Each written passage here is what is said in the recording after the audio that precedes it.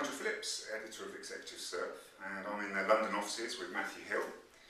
He's our social media expert. He's just finished his 4th webinar in the Are You Invisible series. He's going to be starting a new series in September, but I thought I'd take this opportunity to ask him a few questions about the role of social media in your career. What were the 4 webinars about, Matthew? Yeah, well, thanks for the opportunity both to have a chat and to do the webinars.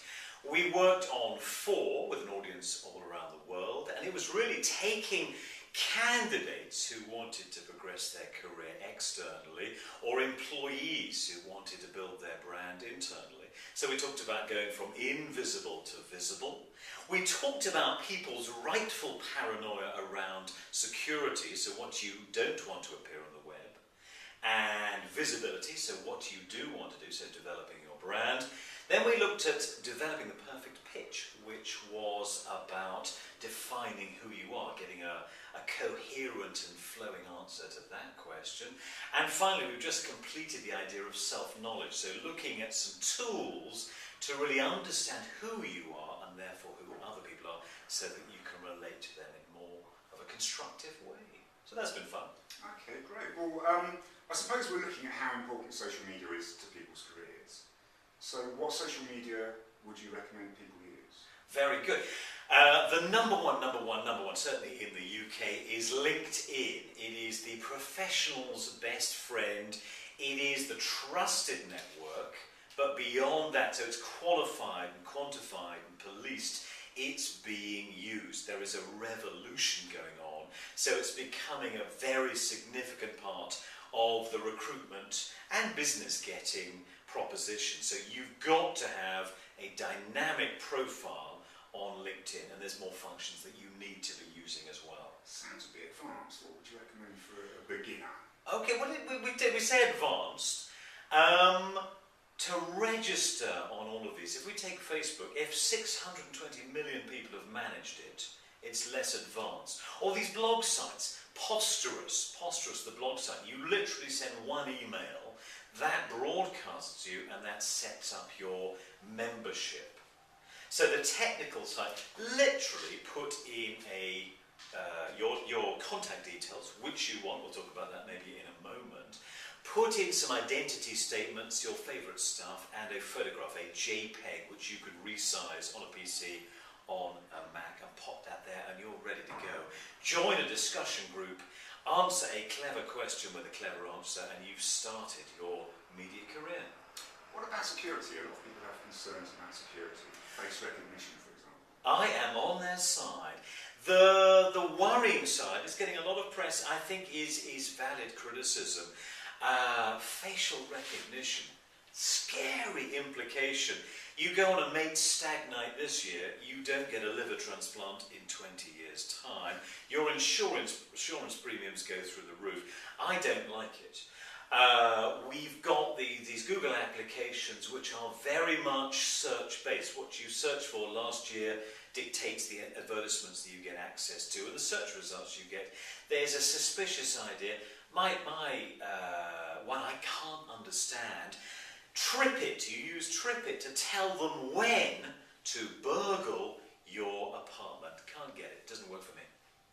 Well, talking about Facebook, as you were, I read there was a new survey saying that 50% of people are thinking of leaving Facebook. Do you think its days are numbered? And if so, what will be the next big thing? Wonderful, wonderful.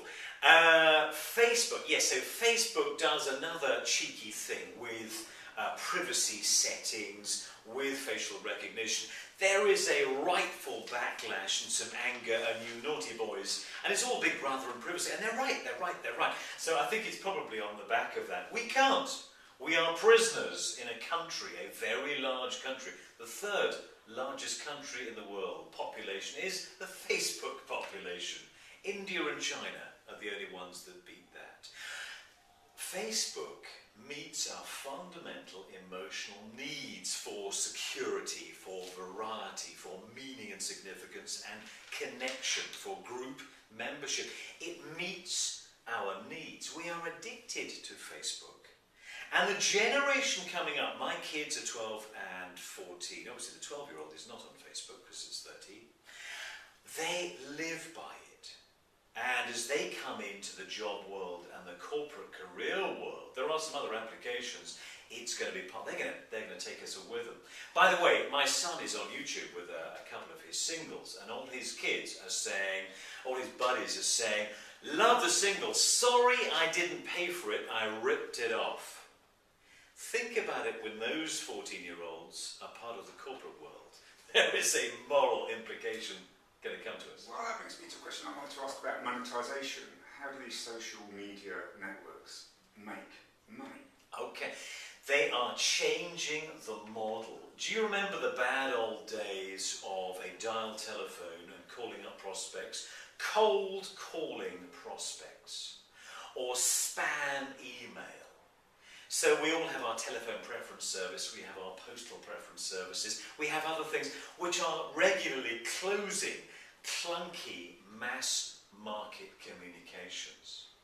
So what's happening is, with the information that anybody puts on Facebook, you get this niche marketing proposition, and people can hone in to the 86-year-old and sell him a Stannah stairlift.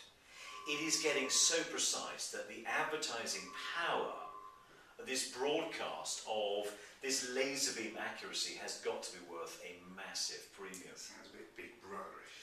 Again, we're back to this. I don't like it. I think it's terrifying. I think each individual, anyone watching this, should take personal responsibility and say, what are they going to release to the who knows who, and what are they going to keep very private and very separate. So get a better password. Do never think about where you're putting your credit card details, where are you putting your address details.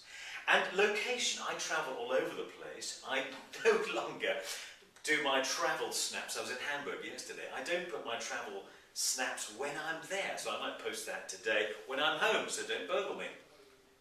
So when's the next series of webinars? You've just completed 4. When are the next? We're taking a summer break, which is rather ironic because there's no summer break for some of us. But September, we're going to launch that again. And that's been amazing. We've had some lovely feedback from all over the world. And the Power Hour, tell me about that. What's the Power Hour? Okay, so for a ridiculously cheap price, you get onto the webinar series, book now to avoid disappointment, and then we give you an opportunity. We give you a task list and lots of things to reflect about.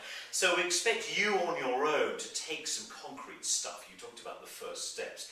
To register, to get your basic details there, to build your network of friends and contacts and followers and tweets and discussion groups and group memberships and other things. Some people will often, a lot of people, most people, will then come to a block about, am I good enough, who am I, is this going to work, what are people going to think about it?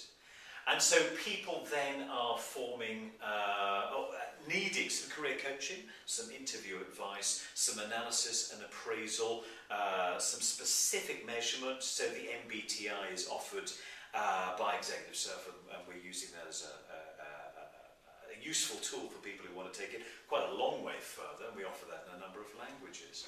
So that's a Power Hour. And all the details on the website. Grab the website, book it now, avoid disappointment.